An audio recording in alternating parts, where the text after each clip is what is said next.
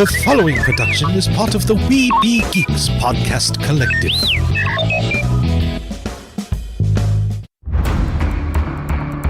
From days long ago, from uncharted regions of the universe, comes a legend.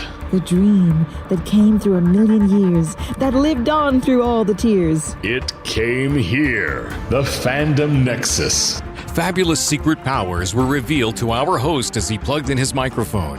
I have a podcast! Here he is, your Spider-Pan, Jeremy.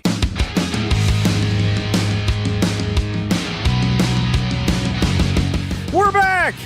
Yes! I know it took a couple of weeks. I meant to have a show a lot sooner, but things just didn't quite...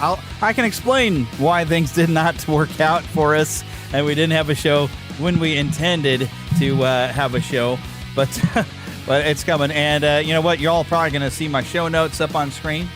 Maybe I should stop sharing screen because Philip can see the show notes if he clicked on the right thing, so you can just look at us. So, but I will have my show notes up and everything. But yes, it is me. It is your Spider-Pan, Jeremy. We have a lot of fun things to go through. A lot of new trailers for fun things happening. And there we go. Stop sharing the screen so you can just see me now. Hi. But we've also got a couple of, it seems most of what we've done this year is tributes to at least two or more performers or actors in a show. And so this show is going to be just like that. I mean, granted, we're kicking off our Christmas season, so we're going to have some fun. But this week we've lost Jason David Frank, and even just today, Bob McGrath. So we're going to tribute, spend some time talking about our memories of them, although I don't have a lot of Power Ranger memories. But also, you know what, today being December the 5th as we record this show, you know what's special about today? What's that? Walt Disney's birthday. Happy birthday, That's right. Walt. So he would have been 124 years old. Happy birthday. I believe. No, wait. No, 121. Sorry, 121. I was putting my age in and not the real year. It's 22, so... Oh, my. So, yeah, he'd be 121 years old today. Happy birthday, Walt. Hope to meet you in heaven. But, yeah, so we've got a lot of fun things. There's a lot of... I did manage to spend a lot of my Thanksgiving break watching some movies, getting caught up on some television series. So we're going to talk about... Which I forgot to put it on my show notes, but I did finish Andor, so we can finally talk about Andor. But let me pull up my notes again. And, of course, as we always, like I just said, by the way, Lost Boy Philip is here yawning. Yeah. Yeah. Yawn, yawn, yawn, yawn, yawn, yawn, yawn. You keep that up, I'm going to call you Yanni. Oh, my. Lions and Tigers and Phil. Oh, my. Oh, my goodness. But it is, we're kicking off the Christmas season, which... we'll talk about some Christmas decorating here in just a couple of minutes because, we got some fun stuff going on there. But I like to launch things off with what have you been watching? And I wanted to talk about some of the television or streaming things that I've watched. Mm-hmm. I've been watching. Have you been watching the Santa Clauses with Tim Allen on Disney Plus? I've been enjoying that. I think I'm a little behind. I don't think I saw last week's episode, but it's I'm not I've used been to having enjoying a little behind, but besides Oy that, vey. But yeah, I've been enjoying that. So. I have been enjoying it, and the one problem I've had with it that I didn't think made any sense is the elves are trying to give him a retirement party, and so what do they sing? Last Christmas, we gave you our hearts. The very next day, you gave it away. Isn't that a diss on Santa? Well, I think they're just trying to say, first of all, anything they can do to sing one of those goofy songs. But, I think they're trying to say they love him, and all that jazz. Well, you could do a better song, because we love him, we love him. That's too Christmas old movie. for the now generations. But they love, I do love that elf. That elf is so sweet. I love that guy. What was his name again? The one that's like, Santa, you're my best friend. Yeah, he's so sweet. I forgot the character's name too. I can't remember his name, but he's a real lovable He's elf. been a fun character. But they always have, really has. Every one movie, they always have like some elf that's going to be like the favorite elf, but the kid always grows up so they can't bring him back. Although there was some imagery with, Bernard seems to be making an appearance. I don't know what their excuse is going to be that he's a full-grown 30-something-year-old man now. I have a feeling, now I don't know. So have you caught up on that? I don't want to ruin this. No, I'm probably a week behind. Okay, the last episode I saw was at the end of it. They ended up in Chicago, and the elves did their kickoff song. Okay, I'll shut up. Also, yeah, but I overall I am recommending the show. It's been fun. I've enjoyed it. I love who they got playing. I can't remember the character's name. that they got, kind of like a witch of the winter or whatever, like in the forest and all that. Oh yeah, the actress there that she was like the witch She's of the one woods. my favorites. I think her name is Maya something. Yeah, she's always been beautiful and fun, and beautiful in a different sense. I don't mean like just like Barbie doll or anything, but I just love her. She's so much fun. Pretty Woman, and was it News Radio or Just Shoot Me? She was. I think it's Just Shoot Me. Just Shoot Me. She was great on Just Shoot Me. She was also a lot of fun on the first thing I'd ever seen her on, because I hadn't seen Pretty Woman when it first came out, but I loved her on Quigley Down Under. I haven't seen that one. Of course, it's a Tom Selleck movie, so of course you've watched it. Oh, not just that. What was his name again? The guy who did the music for Lonesome Dove. He's from Kansas City. Really? Nice. Yeah. Oh yeah, he was great. Can't think of his name. Anyway, he has the same name as the author from Sherlock Holmes. Anyway, he Conan Doyle. Arthur? No, not the author. Excuse me, someone else. Anyway, I'll think of it later on. It'll randomly in the middle of the show, you're just going to blurt it out. I just know it. But anyway, that's the guy. Yeah, that's the one. No, but she was in that, and the same guy who did the music for that did it for Lonesome Dove and for Conan, and I'm telling you, but great. Oh, music, okay. Yeah. But now I can't think of it either.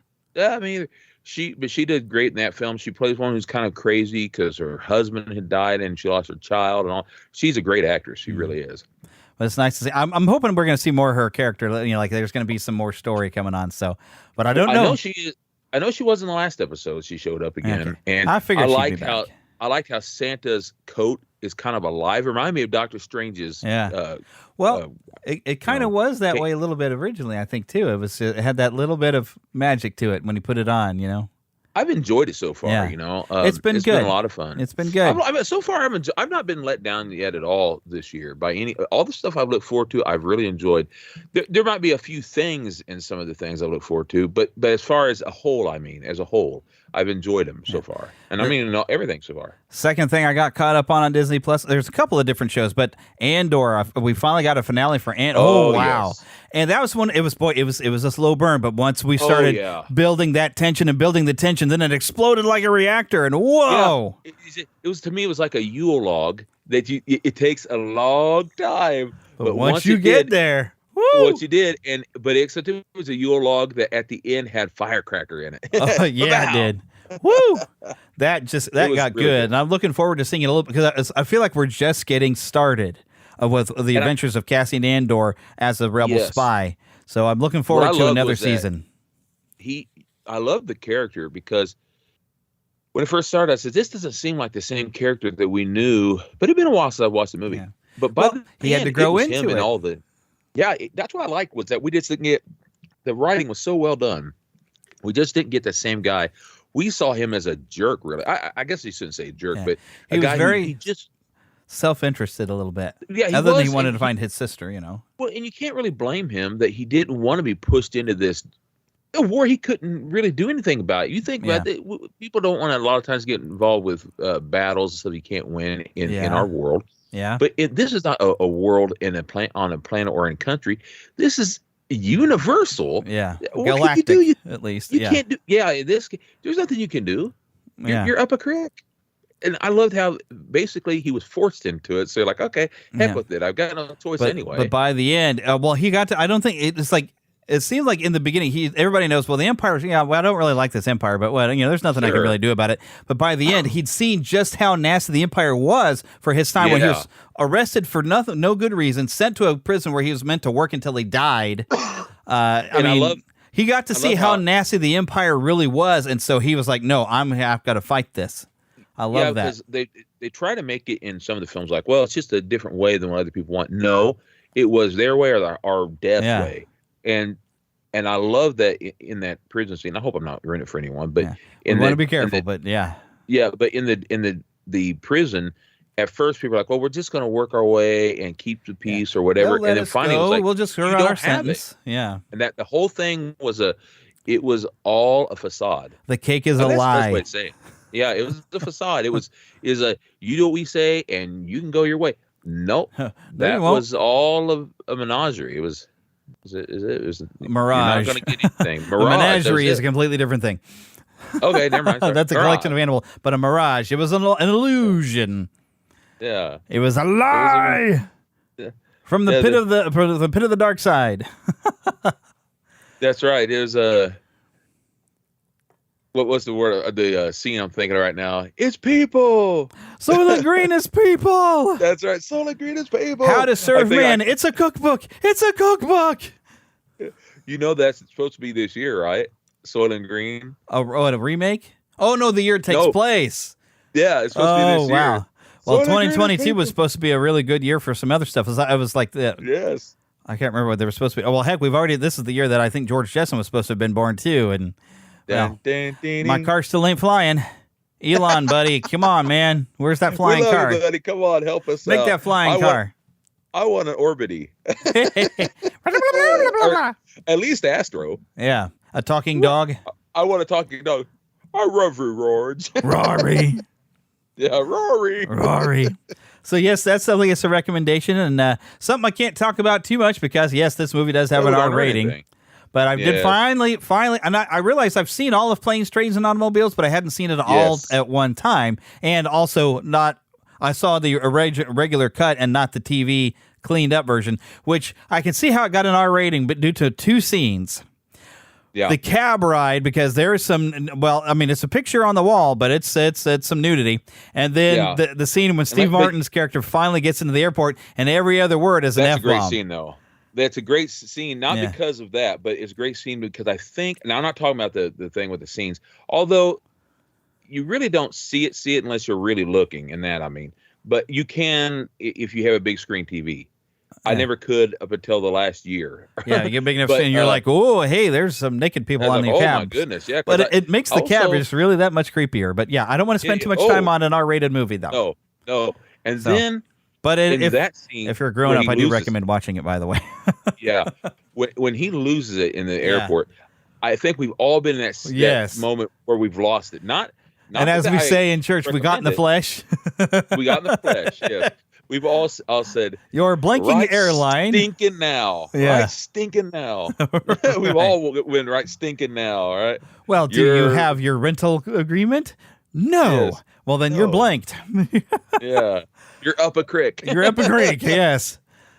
So I finally got a chance to watch some stuff that you've been recommending to me to watch as I watch some TV. But you know what? I also got around to this. I'm going to funnel right into what I've been playing because this was also part of my Thanksgiving break. So the Friday before I launched my Thanksgiving break, yes, I have been looking for a long time because I've been not so good at saving up my what I call my fun money. Every time I get paid, which I get paid usually about twice a month, I get $50 put into a separate account for me. My wife gets the same thing; she gets a $50. And I've been meaning to save up for a PS5 for over a year now that I've worked at the company. Yes. But I keep spending it on. For those of you on Patreon, you get to see video. And here's like the 40th anniversary nice Masterverse He-Man figure. It's a wonderful, beautiful figure. I love it. But I keep buying He-Man figures and all kinds of other toys, and I'm not really saving anything.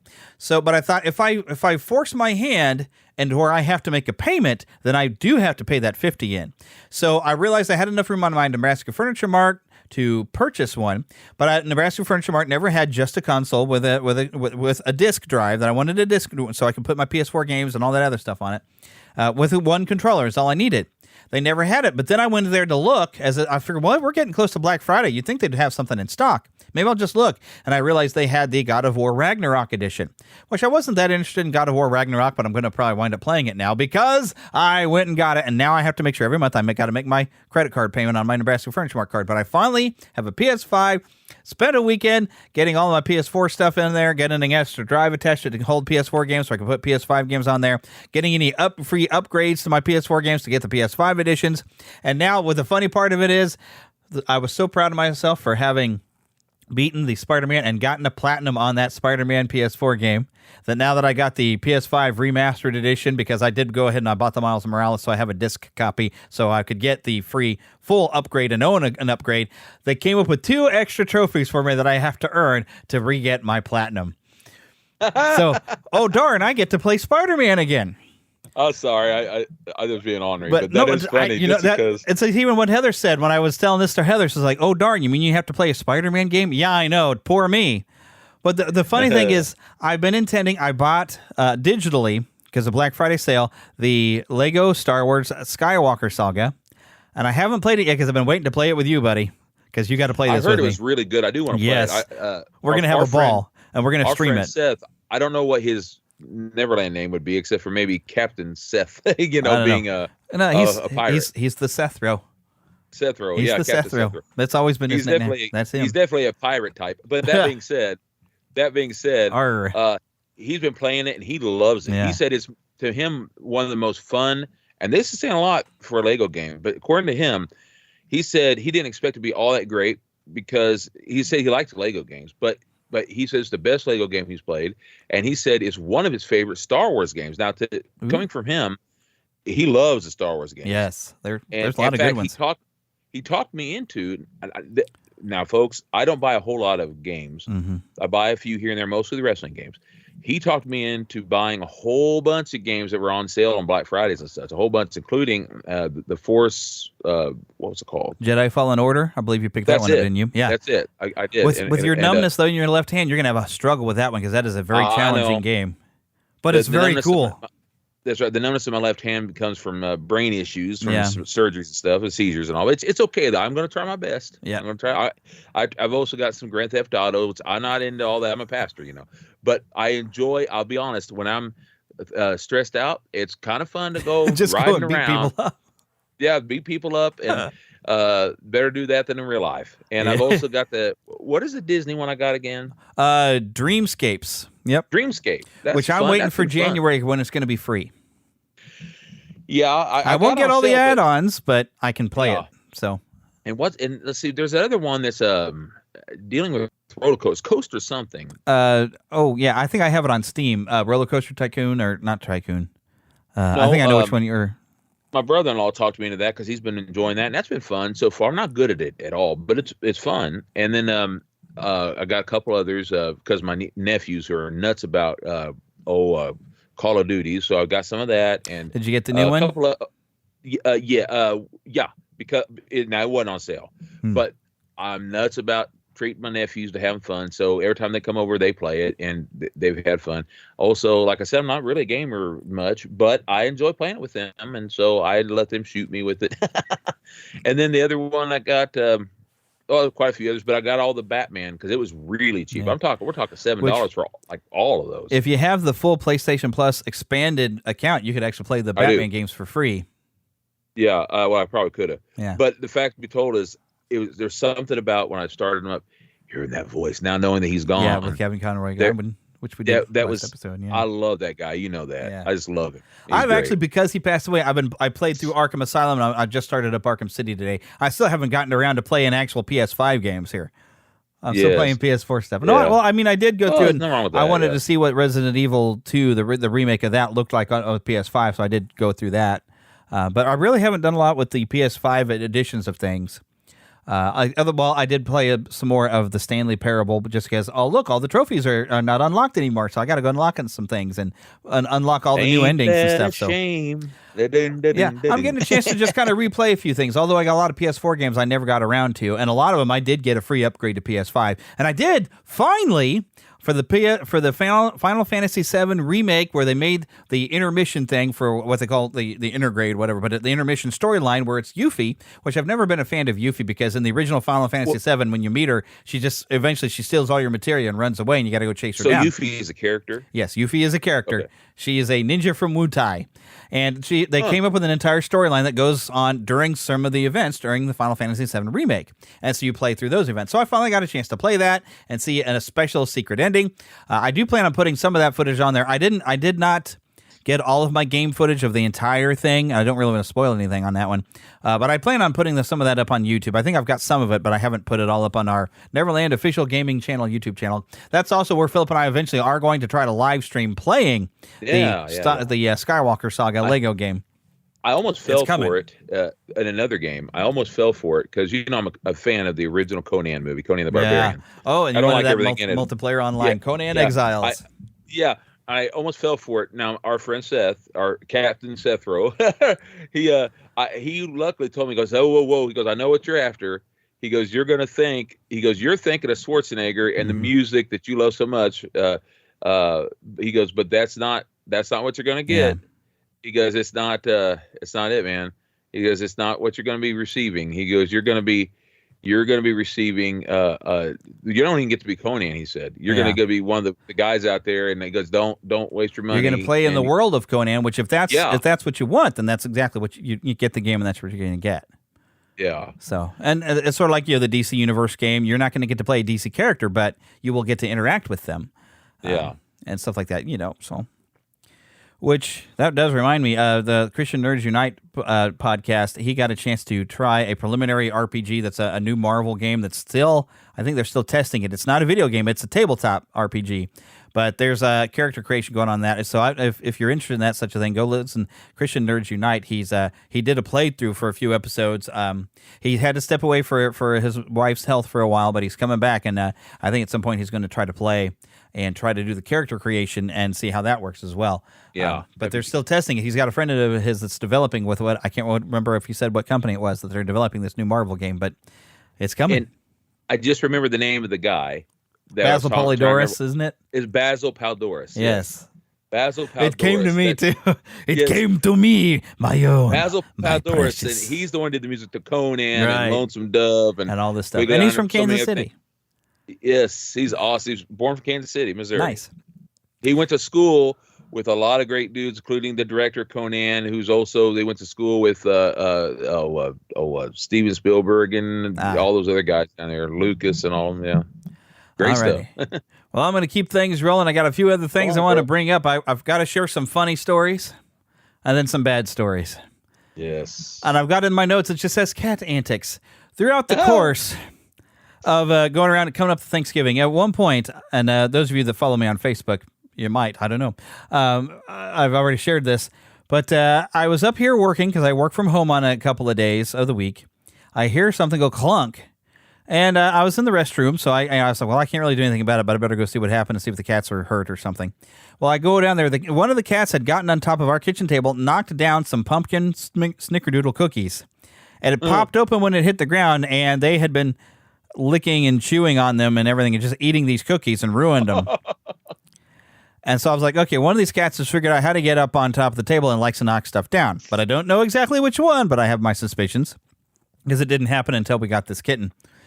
I was going to say, it sounds like the kitten to me. Then, just this past week, and I didn't see it when I came home from work because it was still dark, but she had figured out, because we had some new leaves in the table to expand it for Thanksgiving, and it gave it just enough to where if she got on the table, she could jump on top of the refrigerator where we keep the cat treats. And she knocked that container down and busted open, and they ate like half the container. And then they went to bed without their supper because they weren't hungry. They filled themselves up with that, and you're not supposed to eat that much treats. I mean, that's not nutrition. That's fat. Although it's greeny, so it's supposed to clean their teeth too. But these cats, and so we were trying to make arrangements, and we had to swap some chairs around to try to get where the chairs are not, because I had two chairs that had those armrests, so it sits away from the table, and that gives where the cats could jump up in the chair and then have an easy access to the table. Despite me trying to have rules that no, you're not allowed on the table. If we don't sit on it, you don't sit on it. Very simple rule, but cats don't always understand. I was going to say, can they speak English yet? Well, cats can learn a few words, and they'll learn what that word means. I mean, they're kind of like a dog, where they get that certain word or certain phrase. They understand certain phrases, and they'll get that into a memory, and they know that has meaning for them. They'll learn it. So, but yeah, that hasn't worked because now we've seen, and I swear it's got to have been the kitten who seems like, oh, I can get up on the table. Now one of the older cats feels like, well, if she's on the table, then I can get on the table. And she's jumped from the floor to the table. So, we don't need no chair to climb up here. We can jump from the floor to up on the table. So I have bad kitties. And I told the kitten, you're about 5 minutes away from going to a shelter. Although my wife would not be happy. My wife is the one that blames me for bringing home the kitten. It's like, well, we didn't need that third cat. That's you that brought it home because you had to save it from the dog at your friend's house. But now she's very attached to them, so she would be very upset with me if I took that one to a shelter because, we don't need a third kitty. But I can't help it. I love my kitties. They're just pains in the neck. So there's my funny stuff for the week, but also the bad things of the weekend. This is why we didn't have a show last weekend and why we're a little behind. I took a shower one Saturday morning, went downstairs to do some laundry, and had water flooding up into our laundry room basement. Our main sewer line coming out of the house is broken thanks to this tree in the yard. Those of you that have the praying persuasion, I appreciate your prayers because I'm learning some trust issues because we have not tithed. For those of you in the non-Christian persuasion, I'm going to be speaking foreign languages to you, but I had not been tithing for months, and I've been wrestling with it because it seemed like we just couldn't afford to do it. And I felt like God was dealing with me on it, and then this happened. We have a major struggle. Insurance was going to cover $10,000, but there was the cost overall is like $1,500, probably more, or not $1,500, but $15,000, maybe more. We don't know until it's done.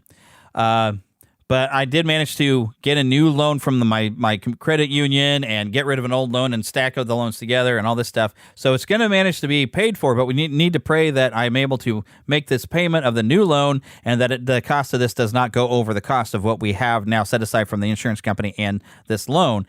But I've already had at the beginning of the month a one bill that I was not able to pay. And boy, part of my brain says if you hadn't tithed, you could have paid that bill. But I'm trying to be faithful. This is a trust exercise for me. I'm having to learn to trust stronger than I ever did before and trust that God's got this. But because I was dealing with some stuff, I was really in no mood to present a fun show. So we've waited a week, so we might be a little behind on a few trailers, but that's why. But I wanted to let y'all know. But you know what made me feel better? And I think I already told you this, Philip. What's that, brother? It's December. It's Christmas month. And Amen. we had a wonderful time. There's some more comedy. This is going to be, you're all going to have some fun with me at this. I do not like heights, but we went and we decorated the church on Saturday. And, playing, I brought in, I dug through where my Christmas music was. And, I got a Frank Sinatra CD and Bing Crosby and Pearl Ives and Elvis. I got some good Christmas music. And we put it on like a spinner in the church, and we're just playing the Christmas music and putting up a tree. But Philip's mother had me go and climb up to the rafters of the church and wind garlanding around it. And then when I was done with that, she said, can you climb up onto the roof of this here thing and hang our giant wreath up in our big upper window? And I was terrified. Terrified. I didn't tell anyone you're doing this. That wasn't me. I've kept that to myself. I do not do well with heights. I'm scared of ladders. I don't like being up on ladders. And the transition from being up on a ladder to get up onto the roof is scary because there's that, I have to change where my center of gravity and my balance is. And so I was kind of crawling, and my inner Spider-Man was going, but Philip was staying with me. He says, don't worry, man, I'm not going to let you fall. Philip was out there with me. And I got the wreath up, but it was scary to get from the roof back onto the ladder as well. So, ooh. What was humorous to me, though, and I can say this to y'all, it was humorous to me. I was like, so we have this Spider-Man / Peter Pan, Spider-Pan here. And he's scared of the heights. And I was like, I'm not going to make fun of him for this because it happens.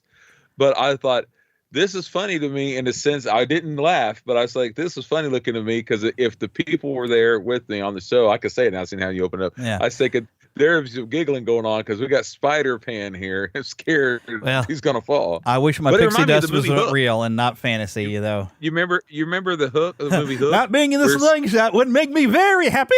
Happy, that's right. Exactly. But this is, if you're having a rough time, it's been a rough year. It's been a rough few years. It's Christmas time. That's right. Do some decorating, listen to some music. Mm-hmm. And even I had to post to Facebook, I'm not sure that we're going to be able to get people gifts. Although I did find we've got room on a credit card, and I'm going to try to get some little things for people. Because I feel bad if I can't. I want to be able to give people things. I understand that. That's part of the fun of Christmas. It is, but remember that gifts aren't what it's about. I know. But it's the spirit. I know it makes you feel good. I want to do stuff. And that's great. But whether you do or not, everybody loves you for you. And I'm not just talking to you, Jeremy. I'm talking to everybody. Yeah. Because sometimes people just can't afford it, and people love you for you. And when people do give you gifts, or whether they don't, people love you for you. Yeah. And Christmas is about Christ, and He was the greatest gift. And if you're not a Christian out there, and all, I want you to know that Jesus loves you, and we love you. Even if we don't know you, we love you because we agape love you. That means love you with the power and the love of the Lord. Yeah. That's how it is. Yeah. But it's time to get to some news. So I'm going to hit this button. No, not that one. Not that one either.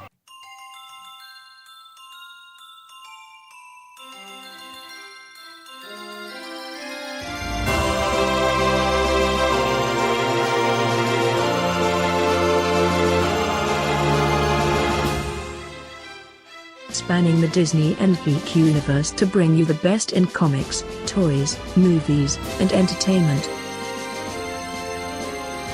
This is news from around Neverland.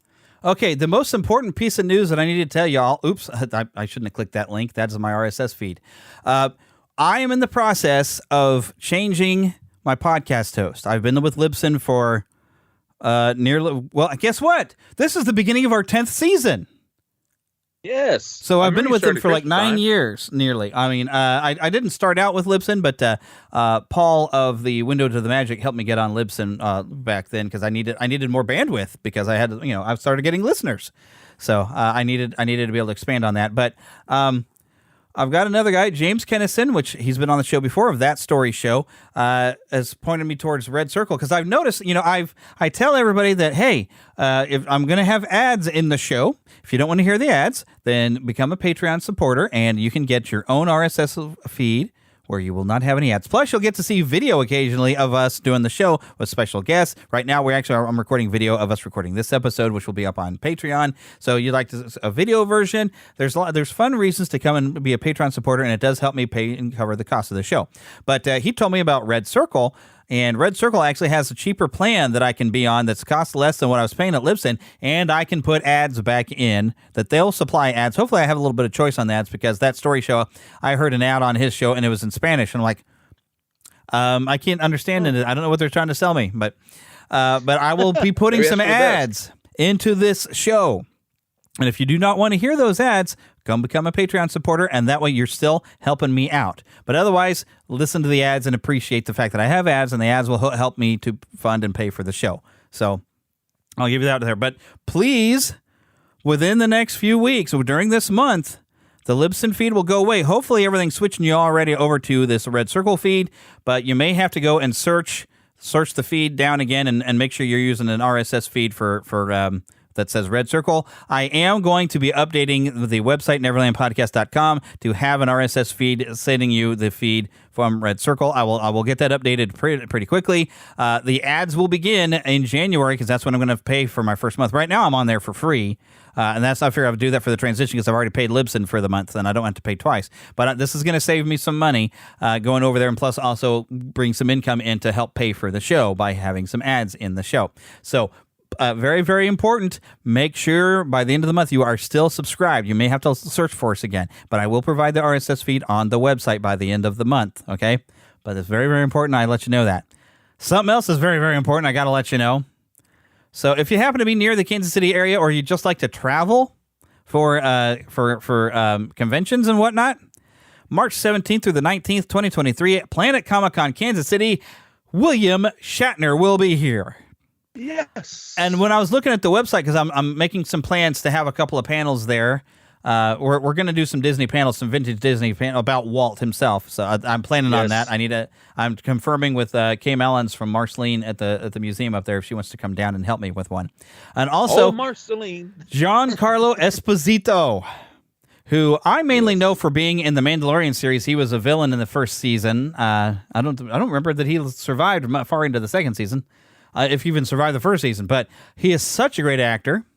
But he will be there on Saturday and Sunday. We've also got Roy Thomas, some writers on already coming in here. Amanda Connor, Rachel Lee Cook, Chris freaking Claremont, buddy. I don't know if I have any Chris Claremont X-Men comics, but I wish I had some. Rachel Lee Cook, of course, you'll know from She's All That, Josie and the Pussycats, and I guess she's done some voices on Final Fantasy. They might be talking about that first Final Fantasy animated movie that they did. Forgot what it was. I need to look up all Within. the names, man. Yeah, but Rachel Lee Cook, the photo she has, she's still beautiful. She's still all course, that. So, but she's coming There you into go. town. I can't say I'm a huge fan of her, but that's pretty cool. I did see that She's All That. It's not a bad movie. It's pretty good. It was very much the 90s. That was our time, and it was. I think it was based off of Shakespeare. It was. I think The Taming of the Shrew. I think it is. Yeah. Slightly based off of that. Yeah. There's only one curse word in there too, and it's understandable when she cusses. Because when she finds out what's really the story of what's happening to her, which I would say, but I don't want to spoil it. But granted, it's William Shatner. Yes, I love William Shatner. William effing Shatner. hey, you know what he did? And I mean for me. friggin'. Yeah, you know what he did for me. When I went and he he got his picture with me. In case y'all hadn't heard, I got to go meet him. I'd already had his autograph, but I got my picture with him. I had just came out of an entire month in the hospital with 3 brain surgeries, including removing a tumor, my 4th tumor. And when I went to see him, I had to go, and I had just had the stitches removed from my head the day before. I went in there in a wheelchair, and so when I went to do that, I could only be there for a short while. I was so weak. Yeah. So I went there in a wheelchair. You were there long enough for us to do a panel. That's about it. Yeah. And I could barely talk. Remember, I couldn't say much. I went in there, and my friend wheeled me over there. They said they weren't doing pictures at this point in time. I brought the money to have them do it, and they wouldn't let me get my picture with him. So instead, they took me behind the curtain where he was at. He came out, had his picture with me, and he would not take my money. He said, no. He had his picture taken with me, was kind. He would not receive my money. I thought that was the kindest thing. And what a nice guy. I don't care what other people say. That's my captain. I love the guy. He is the Shatner. He is the right, Shatner. Man. I love that man. I hope I get He's a chance 90. to meet him. Yeah, I hope I get a chance to meet him while we're there. Yes. The line might be excruciating, and I'm usually fairly busy when I go to convention. I'm trying to cover a lot of stuff. You know what he is always going to be for me? Still my old friend. Indeed. But so that's coming up, and those of you going to be in the Kansas City area, keep an eye out. I do hope to have like 2 different panels I'm going to develop, so we'll see what happens. Also, all right, so the next thing, I put this as a news story more as a question. Bob Iger is back. Does it matter? So a lot of Disney fans were super excited. Oh, Bob Iger's back. He's going to fix everything. You realize Bob Iger was the beginning of everything going wrong at Disney. Okay? Well, Bob Chapek just continued what Bob Iger was doing. What's his name again? Bob what? Chapek. Chapek. Chapek. Okay. Yeah. Well, hopefully it will matter. Hopefully. Yeah. We'll but see. it may not make things better. Either way, I've become very undisneyfied for what they've done, but I still love vintage Disney, and I'm all about Walt and some classic Mickey. So, but I just wanted to at least say it out there. But here's the fun stuff. Okay, so granted, some of you are probably might be Xbox players. Sorry. But the official PlayStation blog here, I want to share. So every month when you have your PlayStation Plus, and I'm on the, I think I'm on the premium. I don't know, but I'm on the maximum, so I'm paying $17.99 a month. But I got to tell you, if you've never played these games, Mass Effect Legendary Edition, which I believe is the entire trilogy, the PS4 edition will be available for you Tuesday, December 6th until Monday, January 2nd. You can add it to your catalog. What game is that? Mass Effect, the Legendary Edition, the PS4 edition. And it is I think it's the entire trilogy. Because all these games, I mean, this is a game that what you did in the first game, it would read when the second game came out, it would read your save file for the first game and say, okay, here's where you left off with how your interactions with the other characters was. It would remember what you did. And this is probably one of the greatest science fiction trilogy games you're ever going to play. And it's going to be available if you have this premium membership. I think all memberships of PlayStation Plus, you're going to get a chance to have it. And I already own them for PS3, but when it came up for PS4, I was like, I kind of would almost want to get it again just because it's going to be a little bit higher style graphics. But hey, as long as I have my Plus membership, I will have access to this game as long as I go and I get it added to my library starting December the 6th, which for when we're recording it is tomorrow. And I had to let you all know it's available because if you have not played Mass Effect, you owe it to yourself to play Mass Effect. If you love Star Wars, if you love Star Trek, yes, you're going to love this. You're going to love this because you don't have the Force, but you have these psionic powers that you get to use. And you're on a big ship. You have a crew to interact with. It is fan-flippin-tastic, okay? I want to try that. You must, brother. You must. You would love this. I think Seth is the first person that even recommended it to me.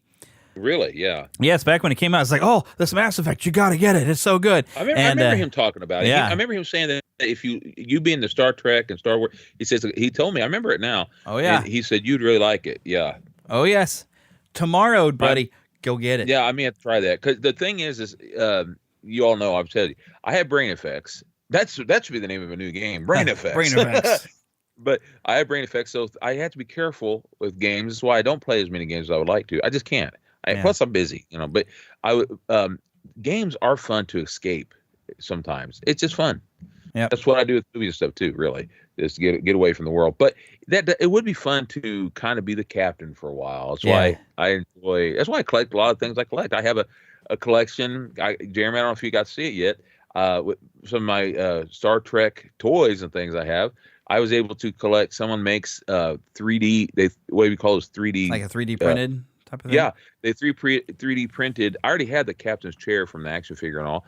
So they 3D printed the front desk and all stuff. We would call it for where like Chekhov his panels and stuff. Yeah, the panels for where Sulu and Chekhov was nice. Set. And they also got chairs for Scotty and Sulu. So what I did is I ordered a box set from where they had. I already had the figures for it. They got just a box thing for the old figures, and I took my old box set and I cut out the background part, put it all behind them. So technically it's made for smaller figures, but the way I cut it all, it looks like it sits behind them just right. Yeah, nice. You'll like it. It's like you're on the set. And I even took old what they call pom poms, and with that one Kirk I have in the green, I have pom poms all around where it looks like he's sitting with tribbles. I think you took a picture of it and showed. I feel like I saw it. Yeah, I think I did. But yep, so that's all I have for some news, and I got to keep the show rolling. So it's time to get into our inner redneck and go to the trailer park. There you go. Mama, another gator got in the house. Another gator?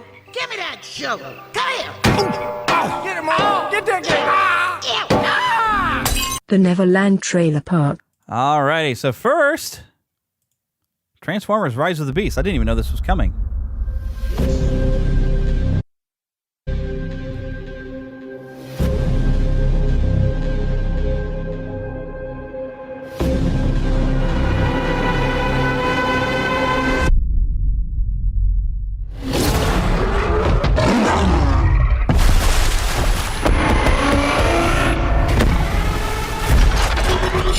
Down. I'm not the one to fear, Prime. There is a darkness coming.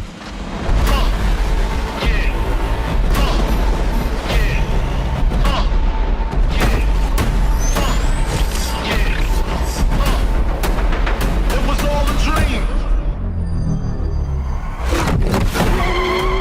Pull over! I'm not driving. And if you don't know, now you know.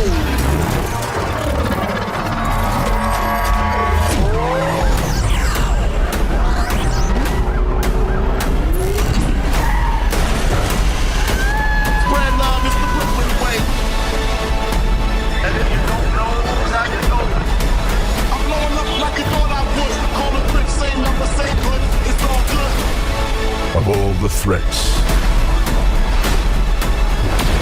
from both your past and future, you've never faced anything like this. Let them come.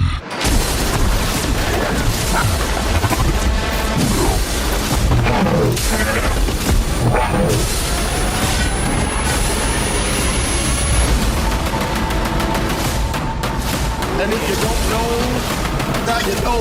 This can't be real. This can't be real. Oh, okay, it's real.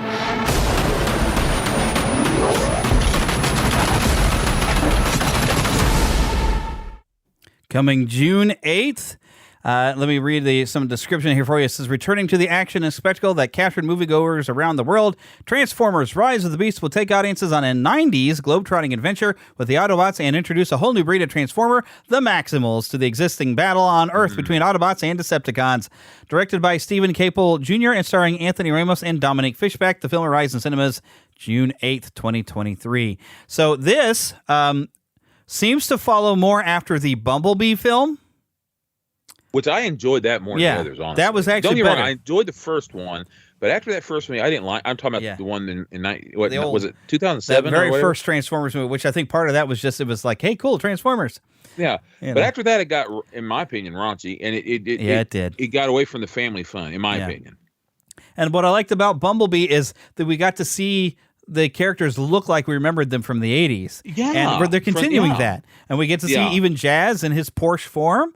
Now, Bumblebee has already turned into his Camaro form at this point. But it's kind of weird how they do these prequel things because they seem to establish like the first time a lot of the Autobots had come to Earth was in that very first movie. And now there's like, well, forget about that. Let's just go in here because we really ruined those other ones. But did you ever watch the Transformers Beast Wars? I really didn't watch much of it. I only watched a little. The only thing that I enjoyed about it, honestly, this is not to put it down because if there were a lot of people who loved it. So, yeah. And what I did enjoy about it was I thought, now, in all reality, the Comic-Con, I meant to say the computer effects at the time, you can't compare to now. Yeah. Computer animation was very new still. We're talking 1995, 96. But at the same time, I mean, the only other show we had that was even close to that at the time was Reboot. And really looking at now, it's almost sad. But at the same time, that was all you had. And so that was ahead of its time. Yeah. But I got to say, of the kind of show for it to do that, Transformers fit because it is something that's supposed to be robotic and robotic stuff. Yeah. That's why I thought Toy Story was so good. I'm not talking about the animation itself even. I'm talking about something that's robotic or a toy or something that's already. Yeah. If it looks plasticky, then it fits. Or something robotic that's supposed to move kind of unreal. Something. And people are like, oh, but they were supposed to be apes. No, they weren't. They were robots that were looking like that. And it's supposed to move kind of weird. Yeah, something almost unreal, and it fit. And I can't tell if that's the original voice for Optimus Primal or not. I think it is. I think it might be, but I can't be 100% sure. If it's not, the guy really has it. He does a good voice for Optimus Primal. Yeah, I like it. And of course, we got the great Peter Cullen back for Optimus Prime, because you can't do Optimus Prime without Peter Cullen. Yeah. No matter how many cartoons they're making now Peter's without him. Man. He's the man. Yeah, Peter, he is the man. He is the one. Oh, yes. So I actually am kind of excited for that one. Yeah, that one looks good. Yep. I really did enjoy the Bumblebee. Yeah, movie. I liked Bumblebee. I mean, it was fun. Even really if John Cena was in it. Well, but John Cena did a good job because he was kind of a jerk, and he showed some of his acting chops in that. Yeah. But I'm going to move on to the next one. Something else I'm pretty excited for. The Super Mario Brothers movie. Oh, me too.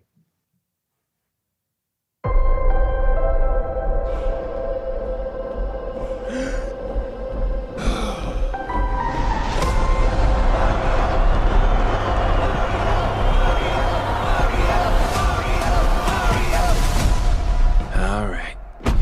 Let's go.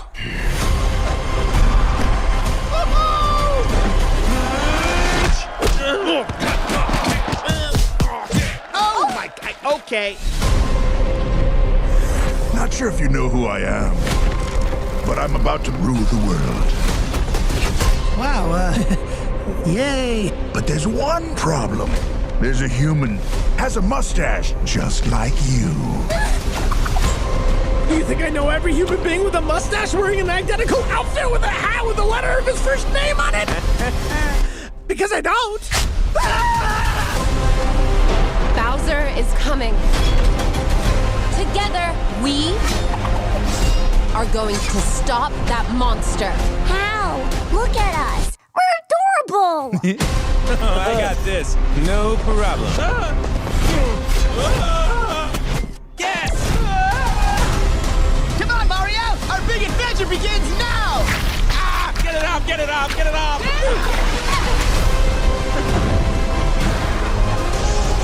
There's a huge universe out there. With a lot of galaxies. They're all counting on us. Mario! No pressure.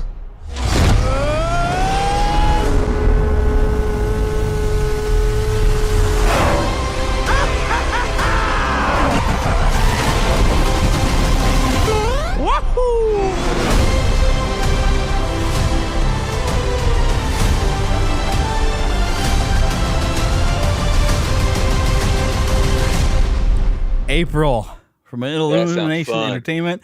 And what I love so much about that is, bringing in like where Mario's trying to train, and he's basically playing through stuff that looks like levels out of a Mario game, and then even throwing in a Mario Kart. Yes, and the music and the sound effects, and plus, I love Charlie Day's voice. It's so obnoxious and fun. Charlie and Davis. I love it. Did I say Charlie? I was going to say Charlie Day.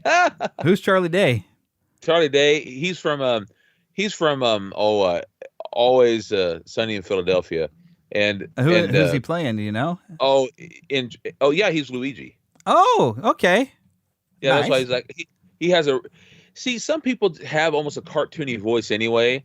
He's the one that I'm always comparing to Sean because he's excited. You know, our buddy Sean. He's always getting this real excitable voice, and then suddenly kind of goes back down but that fits perfect. Sounds a little like me. So Luigi. Yeah. What also I love about this is Chris Pratt. There's so many people that have doubted Chris Pratt and what he's going to do as Mario. But then at the end, as he's kind of hops his go-kart there, he has this little woohoo. Sounds just like the Mario we know in the 3D games. So I'm like, come on, y'all. Perfect. He's got it down. I am super excited. I'm stoked. Bring it on. Is this kind of you may not know. I don't know if they've shared with this. Is this somewhat of an origin story? This is Mario and Luigi first coming into the Mushroom Kingdom, and they're even going to be hinting in on Luigi's mansion from the look of things a little bit. They're going to bring everything you know of the Mario games and bring it together. I like it. Something else I'm super excited for, though, Guardians of the Galaxy Volume 3. Oh, can't wait. We were gone for quite a while. But no matter what happens next, the galaxy still needs its guardians. Hello, we come in peace.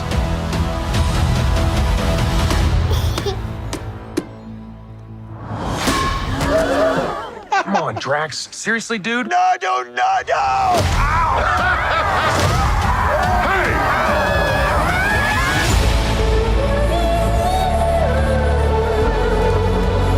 Please don't copyright strike me.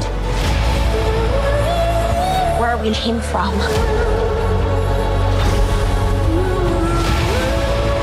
We have been running our whole lives. Pete, I'm done running.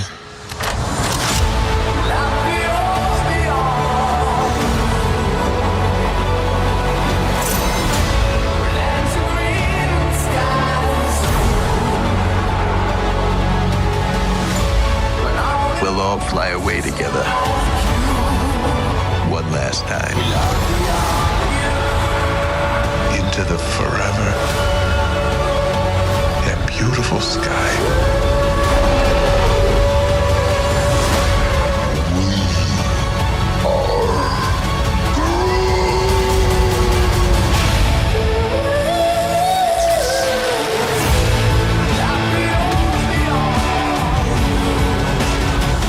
Kill anyone who gets in our way. No, not kill anyone. Kill a few people. Kill no people. Kill one guy, one stupid guy who no one loves. Now you're just making it sad.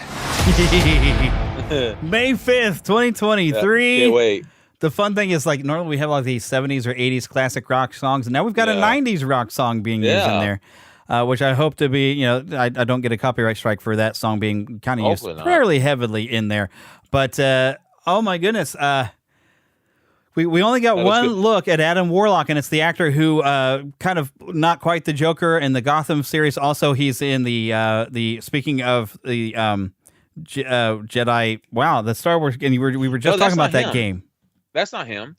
That was a young man who was on what was the name of that show?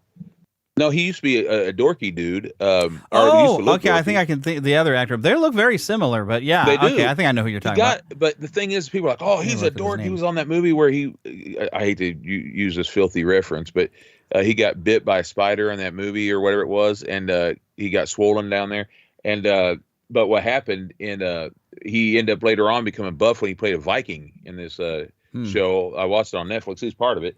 But he's a good actor, and he's Adam Warlock. We're finally getting that because we were teased at the end of the last film. I've been waiting for Adam Warlock for a long time, and I think he looks good as him myself. Yeah, it looks pretty cool. He looks really good. But I'm looking forward to it. Like we're going to get a little bit of origin of Rocket, and it looks like a very big emotional story. Still going to have the humor and the heart. Yes. I'm excited about this. And while we're mentioning this, I also got to give my recommendation to the Guardians of the Galaxy Holiday Special that's on Disney Plus. That was great. That was fan-stinking-tastic. And I love Kevin Bacon as himself. Yes. I thought he could have acted a little more like Kevin Bacon, but Kevin Bacon, he did a pretty good job behaving like himself. Yeah. I almost believed he really was Kevin Bacon. I almost, I don't know. I thought they could have got someone who could have acted a little more like him, but he tried. Yeah. No, I'm kidding. And I kind of want the soundtrack because they had a lot of fun music in that as well. Some original songs even. And what I loved about it too, I don't know how many of you have seen the Star Wars Holiday Special, whatever they called it. But I loved how they had a lot of references and salutes to that. That was awesome. Bit of a nod, yep. But I really got to keep the show moving because we're almost an hour into it, and I got a lot to do. So we're moving on. I have one last trailer. I miss the desert.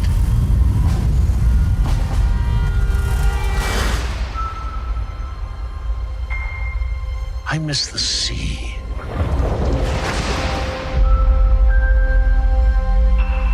And I miss waking up every morning, wondering what wonderful adventure the new day will bring to us. Those days have come and gone. Perhaps not. I don't believe in magic. But a few times in my life, I've seen things I can't explain. And I've come to believe it's not so much what you believe.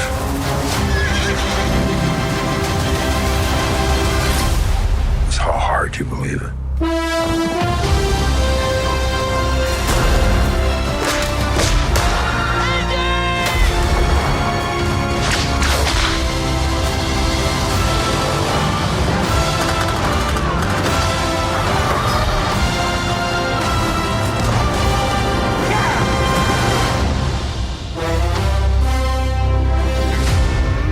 One of the weakest Indiana Jones titles. I'm her godfather. I'm so excited. Get back.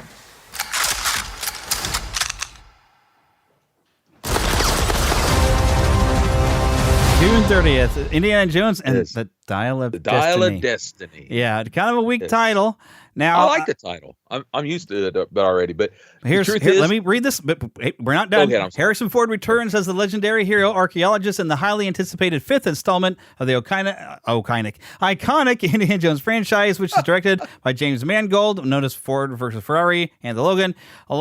Starring along with Ford are Phoebe Waller-Bridge from Fleabag, Antonio Banderas. Hey, I'm from Pain and Glory. Pain and Glory. What is that? John Rhys-Davies. We know John Rhys-Davies.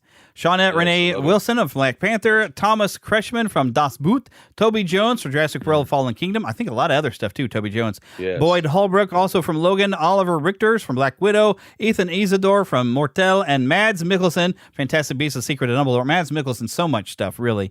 Directed by James Mangold, this film was produced by Kathleen Kennedy, there's your warning, Frank Marshall, and Simon Emanuel, with Steven Spielberg and George Lucas serving as executive producers. Thank goodness. John Williams, who has scored each Indian adventure since the original Raiders of the Lost Ark in 1981, is once again composing the score. So and he's 90 years old. There is some good in there, but some insider information that's been coming out is this is time travel.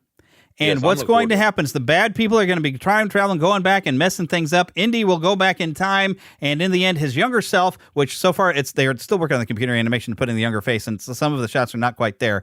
But his younger self will die, wiping Indiana Jones out from history, where he will be replaced by the woman you see in here with a Disney Plus series that is in the plans right now. That is currently what we are fairly sure about from insider information. Well, we'll see. We'll see. But if they do it, they're going to have a lot of very angry Indiana Jones fans, and they're not going to watch this Disney Plus series. I've heard that, but I also heard that some of that is not true. I've heard that that's bull roar. From some people, they said that that's been a rumor that someone started. Well, apparently a lot of these rumors are starting to get confirmed, but we haven't seen it yet. Yeah. But if they do it, they'll. They said there's only going to be one Indiana Jones, so now that much we know. Well, she won't be Indiana Jones, but she'll take over the franchise. Yeah, I see. And we're already seeing this James Bond. They've killed him off so they can replace him with a woman. Well, they said that won't be happening either. as far as unless they decide to back off, that was the plan. Yeah. Anyway, so just to be fair and warning you that could be what happens in this movie, but it still looks like it's gonna. I love the scene at the end here where he's whipping. He's like, "Get back with the whip," and then they all pull a gun on him because it's like that joke on him of what he did with the swordsman. I like that. That's funny. The Dial of Destiny doesn't bother me because the original title that I heard, I don't remember what it was now, but it really sounded bad. So that's better. Dial of Destiny is better, and it also goes back to at least we know the dial, and I'm pretty sure that's the round thing we kept seeing. I know y'all can't see. Yeah, you only really get a good shot of one little round device that might be the dial thing. I don't know, but so at least people were already making jokes. The dial, does it go all the way up to 11?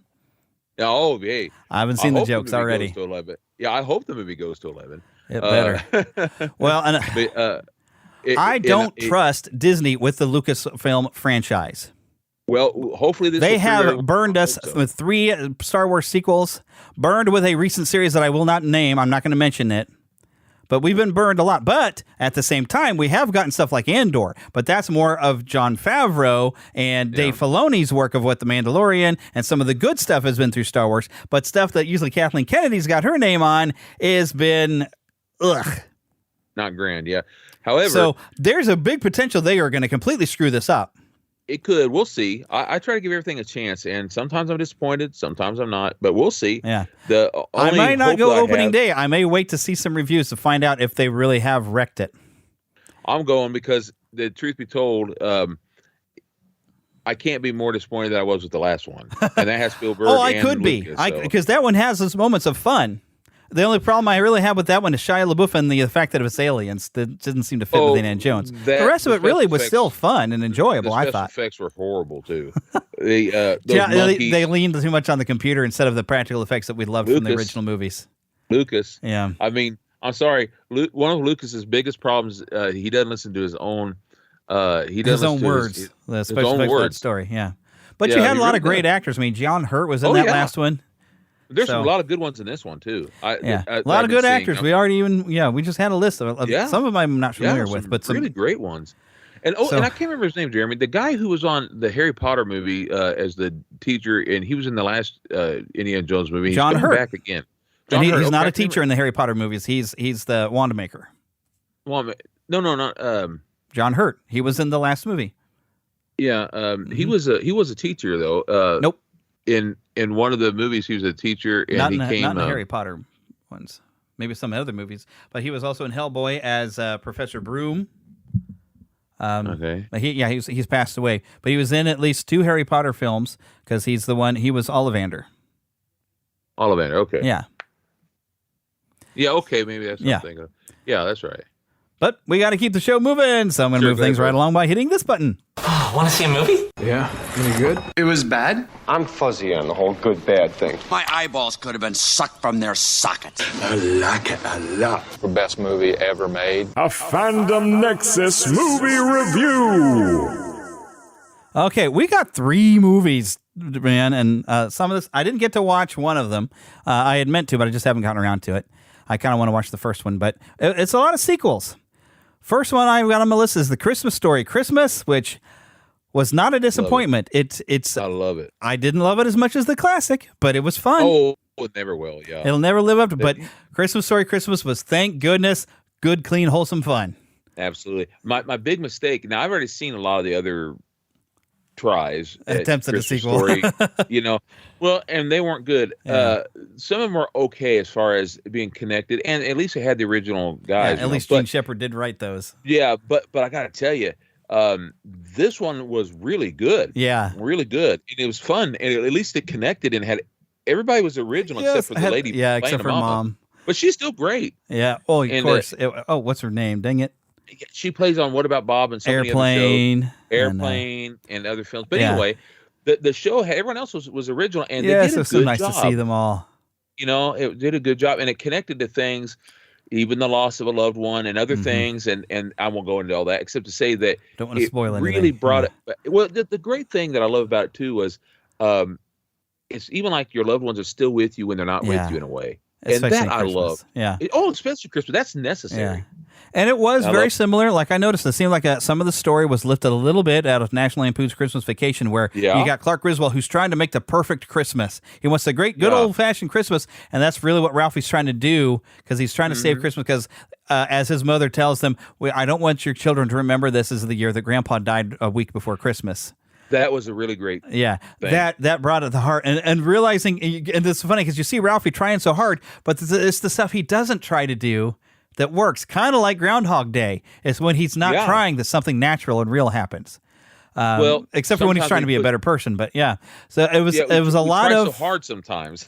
Like because there was a lot of accidents and a lot of oh no, and then that was fun. We had a snowball fight, and then oh no, a lot of oh no things going wrong that you're like but instead of being stressful, there's so much heart behind the things that go wrong. I watched it 3 times already. I love.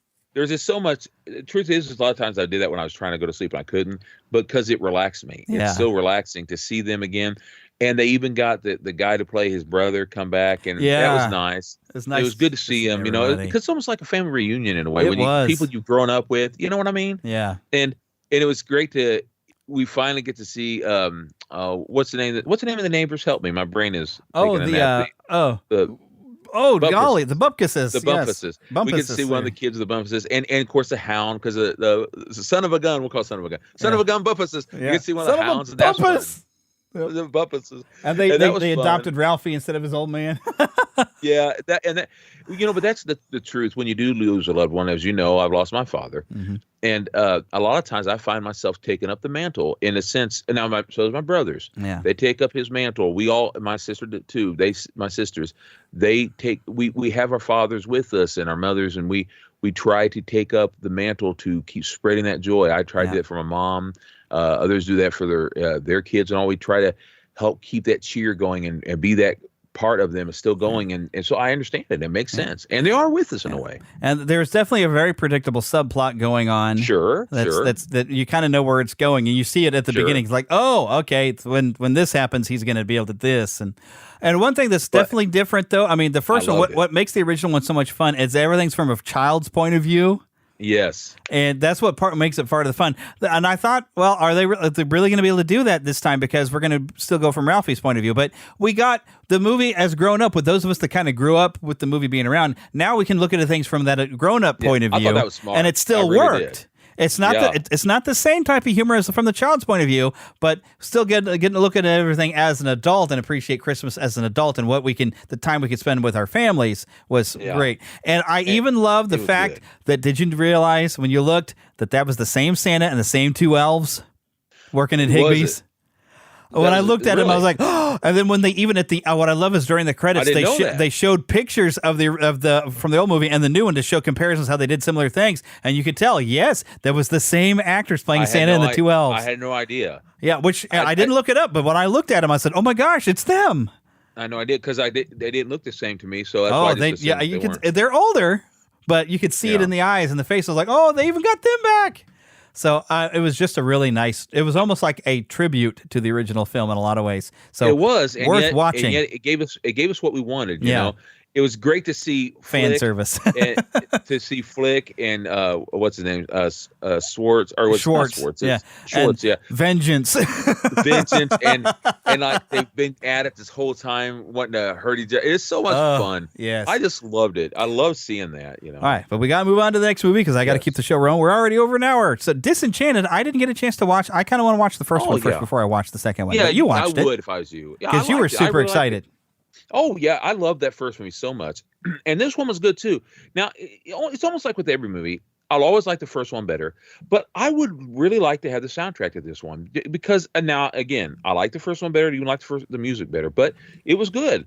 And I like that it's not trying to woke or anything. It's just trying to be fun and cheerful. And it has a lot of good lessons, but not anything like Disney so often tries to do. At least I didn't catch on to. Maybe I just wasn't paying attention, and I'm glad I wasn't, I guess, in that case. But it was a lot of fun. It was joyful, and I enjoyed seeing them a little older. And of course, you get to see the little girl. She's back, older now, and that was kind of a fun point of view to see. She basically had to live with this almost when she was a little girl, it's kind of neat to have a fairy tale princess with her, and you got to see her now, kind of like, oh, great, Yeah. But it's a fun movie. I really enjoyed it. I thought they did, at least my point of view. Like I said, I've not been disappointed yet with these things I've been looking forward to. I'm not saying I've enjoyed every single thing about everything we know what we're talking about, but I will say, for the most part, so far so good. For the most part. So was it joyful and triumphant? Joyful Christmas reference for the most part. I got to say, I really enjoyed seeing. It's amazing how I can't think of his name right now. The actor who played the prince in the first one, James Marsden. Yes, James Marsden. Such a good actor, but he never gets enough credit. It seems like he hasn't changed a bit. He looks almost the same, and he comes out just being his same goofy self and just having. I just love that guy, man. He is so much fun. Yep. All right, you'll love it. Third movie. Spirited. Yes. Now, I've been seeing there's people who've really enjoyed it, but it took me a while to kind of dislike it because I was trying to give it a fair chance, and I was really wanting to like it. And there's a lot of people who did, but there's the message of it is what kills it for me. And I hung in there thinking, well, maybe they're going to have a point to this. I will say I enjoyed the musical numbers. The songs were pretty good. Sure. Yeah. And I really tried to like it. I didn't really find anything that funny other than Judi Dench's cameo where she's singing a line about herself was funny. And you really enjoyed, there's a Buddy the Elf reference. I don't want to spoil or anything. Yeah, I liked it. I didn't like it a lot. I mean, you know what I'm saying is like I liked it, but not like the other things I was saying where I loved it. No, it was pretty much what I expected though. And they're all talented. But I've never enjoyed Will Ferrell. I have not enjoyed him in anything. The one Ryan Reynolds I have enjoyed, but here's my problem. I want to get to what my problem was because we're short on time. The story here ruins the point of A Christmas Carol with people can change and choose to do good things. It kind of steps on that and basically gives a secular humanist style message of, well, we're all kind of just gray area and it's okay. He doesn't have to be, it's okay to be a jerk as long as you don't kill anybody. And then, whoops, okay, well, that's that one thing I have to change. We'll fix that and make sure that I didn't kill anybody. But, I'm going to continue to be this jerk because I'm good at it. But at the end, that started changing. But it didn't. Well, at the very end, he started changing, realizing he couldn't. He did one thing. So, golly, well, if you can at least just do one good thing, then at least, even if you're a jerk, if you can do one good thing, I guess you're all right. That was what they were singing at the end. The entire song was like, oh, hey, well, we'll just do one little good thing. But, that is true, but that's the problem. And then the guy was given the job that was like, wait a minute, he's not ready for this. He's, and I did not like what they did with the Ghost of Christmas Past. I thought it was supposed to have been funny. I didn't find it funny, but I didn't like that at all. This gets me into what the problems that I have with the message here is. I mean, there is a secular humanism message of you're okay just the way you are, and that's a very Joel Osteen. And actually, you know what? They also go this whole thing of like, oh, we're just irredeemable, and we're just going to be guilty for the bad things we've done, and no one's ever will love us. Let me tell you something: you are loved despite how many bad things you've done, and you can be changed, but you can't do it on your own. That's right. There is a true redemption. There was definitely no morality in some of the stuff. And that's the problem because there is a morality to a Christmas Carol story. And I don't want to give everything away on and you can be redeemed. You can be forgiven through the power of Jesus Christ. I'm going to say it right now. Amen. Because the secular humanism type of thing of where, well, we're just irredeemable, but that's okay. We'll try to do at least a little bit of good thing, and that's enough. One thing I did not like about the film was, of course, watching a show from the viewpoint of, using the Christian phrase here, the world.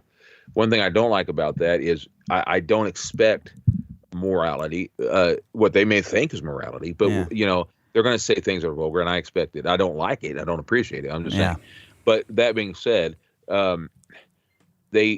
I did enjoy a part, not want to give things away, but I enjoyed who Christmas Present was supposed to be. I thought that was an interesting point of view. Yeah, that was an interesting. Yeah, and that's the only storyline that I liked is his storyline because he did feel like he wasn't lovable. I didn't expect it. He gets proven that he can be loved, and you need to let go of the guilt, and you can be forgiven. I was like, you know what? Because I was worried for a while which direction they were going because the Ghost of Christmas Present gets corrupted a lot by Ryan Reynolds' character. And that's where they lost my wife entirely. She hated it. But I stuck in with it's like, well, let me see where they're going with this. And when we got into some story like that, he didn't feel like he was lovable, and there was a nice story. It was like, no, I am lovable. But that's also where I want to say, yes, you are lovable and you are loved despite any rotten things you have. And there is redemption. There is forgiveness. Will Ferrell in that role, in that part, I mean, and in several other roles, actually did do a good job. Yeah, he did do a good job. I've never found him funny. Another thing about him that he actually is a really good actor. He's a funny guy, but what I like about him is that he can actually play a role very seriously. But he plays it serious. Like I was watching Elf a little bit last night, and I think it's funny how he can play a part so serious, and that's what makes it funny. I'm not a big fan of him because he can be vulgar and other things I don't care for, but he could play something so serious that's what makes it funny, because it's not serious. It's not funny at all. But I guess in order to make it funny, they have to play it. I'm talking about him has to play it like it's the most serious thing ever. Yeah. But the best still at that is Leslie Nielsen. He was the best at saying the most ridiculous thing, but doing it in such a serious tone. Yes. But he was hilarious when he did it. But don't call me Shirley. Right. Oh, yes. But yeah, I'm giving that one a thumbs down despite what you've read on Facebook. Yeah. But you know what? Go watch it for yourself. But I had a problem with the message of that movie. I'll give it diagonal down if that's his thing. It's not sinking. Sideways. It's sinking. There you go. Yeah. It's not Titanic necessarily, but yeah. And I was like, because I was thinking, so well, that was okay. But then I was watching some video on YouTube talking about some similar topics of with a good and evil, and I was like, you know what? If I take that movie into the perspective of somebody who was talking about something entirely different, and it made me really rethink some of the messaging of that movie. I was like, yeah, that message really is a bad one. I also don't know but I do want to move on. I don't know the actor's name who played Marley. He also was good. Was the one in charge of the thing, but which was really weird. In my opinion. He was in charge of the whole thing. I liked him. I've seen him on other things, but I don't know what. Yeah. He was really fantastic. Yeah, he did a good job. Great singing and everything. Mm-hmm. The songs were great. Whoever songs wrote were good. The dancing was fun, but the message that's is why what I can't give it a thumbs down completely, because it was catchy in certain areas and it was funny. So, but it's messages that I don't. If I had children, it's not the message I would want my kids to have. No, not at all. I would want them to know. No, there is redemption. There is forgiveness. Oh, absolutely. And yes, it's good to try to do one good thing, but don't use that as an excuse to be a jerk. No, you can't. Well, I can be a jerk as long as I try to find one little good thing, as long as I don't kill anybody. No, that is a terrible excuse that humanists use. Well, and it's not good. As you and I know, but I need to move on. I really do. You and I know, you've heard me say many times, by our actions we are known. Yes. And I'm going to remember you more as a jerk other than the person that, I try to do something good every day. Yeah, well, yeah. Because we have two people that I want to throw some tribute to. And we'll start here with, I need to move the image of you of Skype around so I can see. Robert Emmett McGrath was an American actor, musician, and children's author, best known for playing original human character Bob Johnson on the long-running educational television series Sesame Street. And I will always remember him for singing songs on Sesame Street, because I still have on a DVD somewhere, and I think you can even watch this somewhere. I think HBO Max has it, that Christmas special. It's not quite Christmas till Bob McGrath sings his if isn't it a true blue miracle, then I don't know what one is, that's part of Christmas. So I appreciate him, and let me, a little bit of his early life. He was born June 13th, 1932, 90 years old this year. Yes, he was named for Irish patriot Robert Emmett. As a child, he would sing for his family while his mother would play the piano. His mother enrolled him in the Roxy Theater's amateur program, where he came in second place, and he graduated from Marquette High School. Then he graduated from the University of Michigan in 1954, where he was in School of Music. And while attending Michigan, he was a member of the University of Michigan Men's Glee Club and of the fraternity Phi Gamma Delta. Where during fraternity events, he washed dishes while fraternity brother David Connell waited tables. A connection which David Connell would use when casting began for Sesame Street. So after graduating, he was inducted into the U.S. Army, where he spent 2 years in Germany, booking and performing in the 7th Army Symphony Orchestra. McGrath obtained a Master of Music degree in voice from Manhattan School of Music in 1959. He actually worked with Mitch Miller and was a featured tenor on an NBC television sing-along with Mitch, which I'm sure you've heard of. Let's see. I not watched it, but... And when is it? There we go. From 1969 to 2016, McGrath was a regular cast member on Sesame Street, playing the character Bob Johnson, along with the series matriarch Susan Robinson, who played by Loretta Long. McGrath was one of 2 longest-lasting human characters on the series since the show's debut. And, of course, he's one of the memorable ones. You and I were talking, like, we loved Gordon and, of course, Mr. Hooper. And I always thought Maria was cute. She's still older. She was still cute. There's others, too. But, yeah, those are the ones. Very much so. Absolutely, yeah. Yes, indeed. And I love them all. I appreciate his work on Sesame Street because they taught me so much when I was little. The funny thing is about characters like that, like people like that, I mean, as a kid, to me, they always felt like family. Yes, they did. I'm not trying to sound corny, but that's one of the reasons why to this day, I'm looking at it right now, I have every episode of Andy Griffith. Aunt B, as I say, is an expression, by the way. Yeah. Aunt B and Andy and Barney and all of them, I'm getting all teary-eyed here. They feel like family to me. And I love Beverly Hillbillies, and all those characters are connected to Petticoat Junction, all that. They're all part of the same universe, if you will. I love them because they feel like family. Bob McGrath here and others, they feel like family when you watch them every day as a little child. We're talking 3 and 4, and until you start going to school, kindergarten, and all, and even then you come home. Those people almost feel like family. You grow up with them like you would your family. You go to see your grandma, and then you come home and you watch Bob McGrath and them. They feel like family. You know? They helped you to learn. They taught you to speak and ABCs. Taught me how to count. Taught me how to read. I mean, I feel like when I got into kindergarten, I knew more than I thought I did because I learned it all watching Sesame Street every day. Yeah, I did. Although I couldn't do the Electric Company right after because they'd scream at me at the beginning of Electric Company and scare me to death. Watching Sesame Street, and then, hey, you guys! Oh, I didn't like being yelled at. I love Morgan Freeman, even as a little boy. When I was older, I was able to watch, and I enjoyed the Electric Company. But when I was little and they'd come screaming on there, I was like, no. So, I remember I was used to it. There was times I was like, because when I'd be over at Grandma's house and we'd be out going for a walk or whatever, or doing her Avon selling, I was like, Grandma, I have to be home by noon because I got to watch Sesame Street. I would be stressed out that if I was going to miss Sesame Street. Yeah, you couldn't tape stuff back then, man. Yeah, you had to watch it, and it was on every day, even if it was a repeat. I never noticed a repeat. Oh, no, we just love the characters. So one last thing to say, other than we loved him, is McGrath and his wife Ann married in 1958. They had 5 children, 5 granddaughters, 3 grandsons. They resided in Teaneck, New Jersey from 58 until 2017 when they moved to a ranch in Norwood, New Jersey. McGrath died from complications of a stroke at his home in New Jersey, December the 4th, at the age of 90. You know, but that's living to a good, ripe old age. Amen. He did. That's right. And he's left quite the legacy and an impact on generation after generation of us. So thank you, Bob McGrath. Yes, that's right. And now a little bit more of a sadder death, and I wasn't a big Power Ranger guy at all. But I do want to honor the memory of Jason David Frank from September 4th, 1973 to November 19th. American actor and martial artist, known for his role as Tommy Oliver in the Mighty Morphin Power Rangers and other Power Rangers series. And now I don't know like the whole thing. There was some mental things, and yes, there was some mental health issues, but it has been revealed very recently by his wife that he was getting back together even with his wife, but he had been battling depression, and that's the main thing I want to kind of point out. Like, hey, this is serious. If you're dealing with some depression, please get some help. Yes. We don't want to lose you tragically like this. And if there's people out there, and I'm saying this as someone who understands. If there's people out there who have never had depression, I'm very glad for that. But if you know someone who does, try to have an understanding heart. Yeah. Because a lot of people, and I'm talking about, I've heard it before, a lot of people will say, well, they know better. No, they don't. If you're going through depression, it's something that is not just a mental thing. It's a physical thing, something they can't help. And I've gone through it. I've had to take medication and still do it, to be truthful, because of the brain issues and surgeries and all I've gone through. I have to take that stuff. It's something that I physically can't help. And I'm so glad.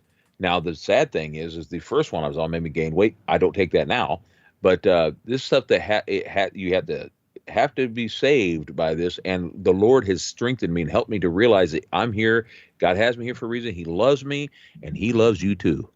And incidentally, I know where Jason David Frank is. Yeah, because he's a good. I'm going to read this. Go ahead, brother. I'm going to read this right here because that's where you're headed. Right ahead, brother. So Jason David Frank was Christian and said he began attending church after the death of his brother. He married his first wife, Shauna, in 1994, and the couple had 2 sons and a daughter.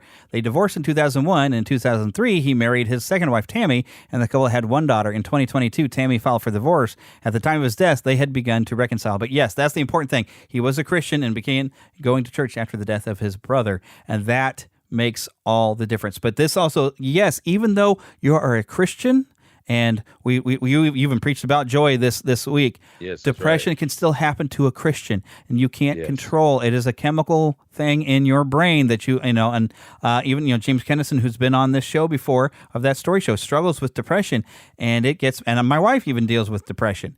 It happens. Christians can suffer from depression. I don't let anybody tell you different. It can happen. People will tell you you're weak. Yeah, and you're not weak. You just can't help it. It's like having any sort of disease. Turn to Jesus. There's illnesses, and we'll pray for you, and you can pray. Amen. Pray God would take it away from you, and maybe He will. But odds are you might have to deal with it your entire life. But please, please don't kill yourself. That's right. You are valued while you are on earth. There is a reason for you to be here. Don't let Satan get in there. Those inner voices. And tell you otherwise, that you are not valuable and that people would be better off without you. People will hurt when you are gone. People will miss you. And I sometimes get depressed modes. I don't think I suffer from full depression, but I have in my head like that I just want to give up. It's like, you know what? I'm tired of this. Can I just go to heaven? Can I just die? Because I know I've got an eternal reward with God. But if I'm still here, that means there's reason for me to be here.